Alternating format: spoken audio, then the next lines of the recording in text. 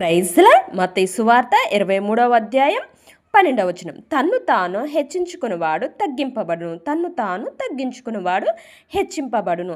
మరి యేసుక్రీస్తు వారు ఈ భూలోకానికి వచ్చి ఎంతగానో తగ్గించుకొని తన తండ్రి చిత్తమంతా నెరవేర్చారు. ఎక్కడ తన ఇష్టం నెరవేర్చుకోలేదు, కానీ చాలా తగ్గించుకొని తన తండ్రి చిత్తమంతా నెరవేర్చారు. మరి ఆయనకున్నంత తగ్గింపు, మంచితనం, ప్రేమ ఈ భూలోకంలో ఉన్న ఏ విశ్వాసికి కానీ ఏ సేవకులకు కానీ, మరి దేవుని నమ్మినా నమ్మకపోయినా ఎవరిలోనూ కూడా అటువంటి తగ్గింపు, మంచితనం, ప్రేమ లేదండి.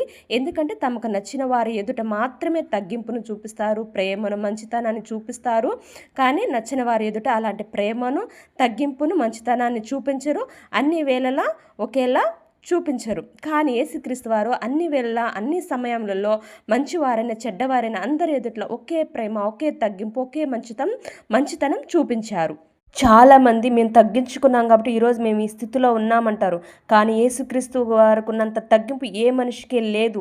అవును అని కాదు అని వాదిస్తే తను మోసం చేసుకున్నట్టే.